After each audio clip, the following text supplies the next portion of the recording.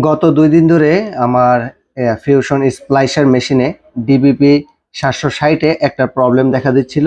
সেই প্রবলেমটাকেই সমাধান করার জন্য আজকে আমি একটু কাজ করে দেখাবো। আশা করি এই ধরনের প্রবলেম হলে আপনাদেরও সমাধান হবে। এই যে জোড়া নিয়ে জোড়াটা ফেটে যাওয়া, এই প্রবলেমটা মূলত যে ইলেকট্রো রডটা আছে, এই রডটা আমার ডান পাশে একটু বেশি চেপে গেছিল।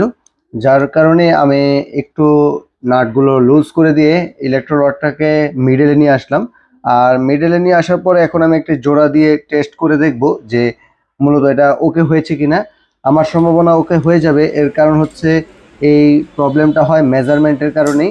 যখন ইলেকট্রো রডটা ডান পাশে চেপে যায় তখনই কিন্তু এক পাশের কোরটাই বেশি হিট নেয়, যার ফলে কিন্তু জোড়াটা নিয়ে জোড়াটা ফেটে যায়। আর এই রডটা ডান পাশে চেপে আসার কারণ, আমি মেশিনটাকে কিছুদিন আগে আরেকটা সমস্যার কারণে খুলছিলাম, তখন হয়তোবা এটা একটু ডানে ফিটিং হয়ে গেছে, আমি লক্ষ্য করি নাই।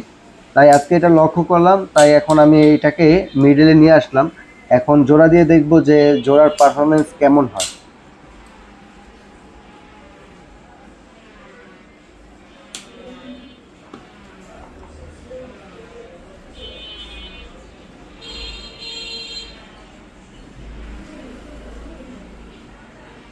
আলহামদুলিল্লাহ, মেশিনটা আবারও আগের মতন জোড়া নিতে শুরু করেছে, একবারে 0.00।